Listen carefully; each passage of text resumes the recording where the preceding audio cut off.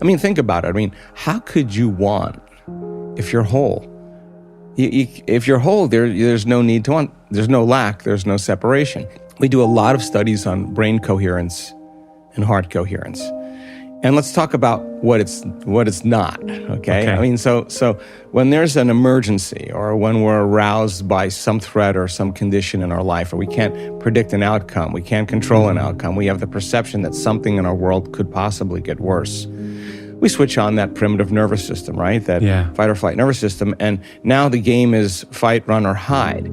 The problem is with human beings, when we're at it, we feel like a loss of control. Our brain all of a sudden tries to control everything in our life. So every person, every object, everything, every place, every experience that you've ever had is mapped in your neocortex. So the arousal of the stress hormones drives the brain into a very high brainwave state called high beta. But then as you shift your attention from one meeting to another text, to another person, to another thing, to another place you have to go, every one of those different elements has a neurological network in the brain. So like a lightning storm in the clouds, the brain starts firing out of order. It starts firing incoherently. And when the brain is incoherent, we're incoherent. And so think about when you're stressed. The most common thing that people do is they over-focus. They narrow their focus on whatever it is that's driving them to pay attention to it.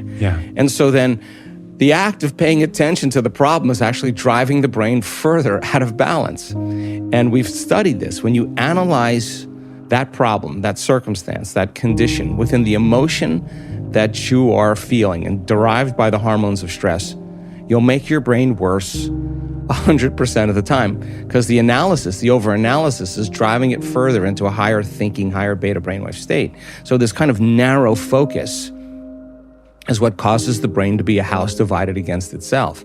So we thought, well, why don't we do the opposite? Why, instead of narrowing our focus on the cause, something physical, something material, because the hormones of stress actually heighten the senses and cause us to become materialists. So matter is the issue when there's survival. It's whatever's around the corner. It's whatever's going to happen.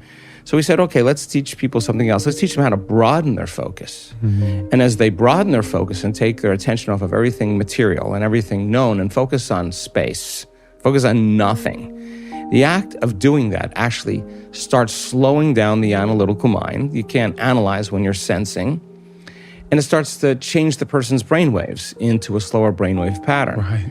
And so now as you start slowing your brainwaves from that high beta, you start slowing down, you're shifting gears, you go into a mid-range beta, then you go into a low-level beta, and then all of a sudden you get into alpha. Now alpha, when you're in alpha, the voice in your head, the critic in your mind goes away. That voice that's talking to you stops, and the brain tends to see in images, in pictures. That's the imaginary state, that's the creative state. And in alpha, when you're out of survival, you're looking for answers, you're creative, you're looking for new ways of doing things.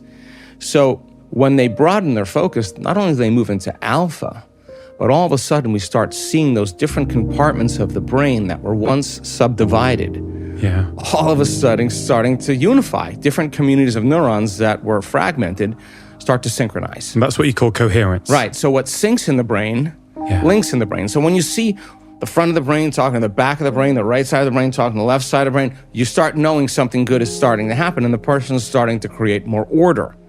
So when you see those psychic union of two hemispheres coming together, you know, the polarity, that person starts to feel incredibly whole.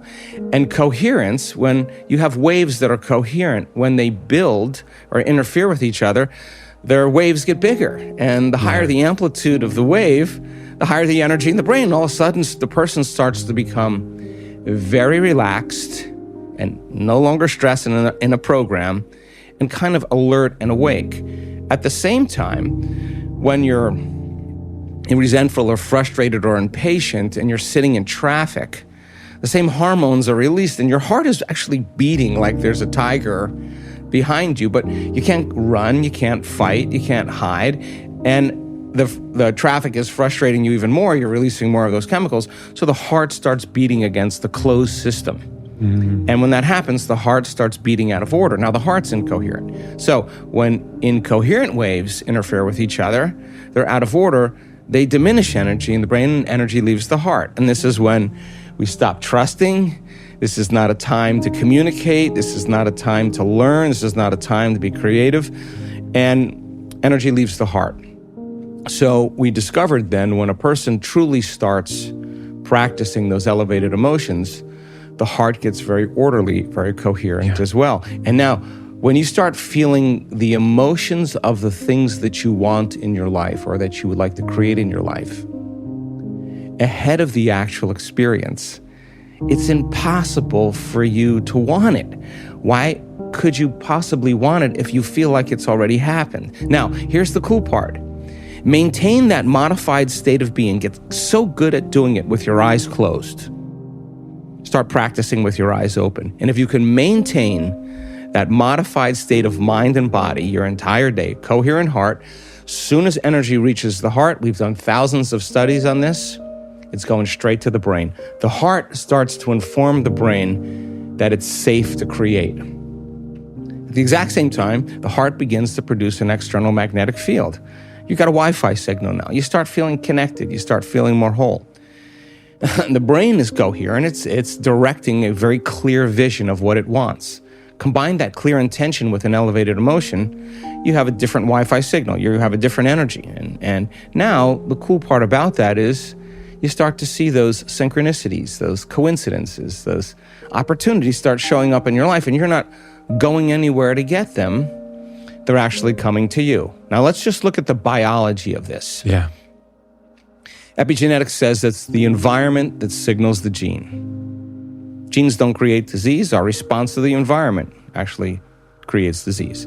Well, the end product of an experience in the environment is called an emotion. So the person who lives by the same emotion every single day, the body's so objective, it's believing it's living in the same environment, doesn't know the difference. And they keep the same genes signaled in the same way. Genes make proteins. Proteins are responsible for the structure and function of your body.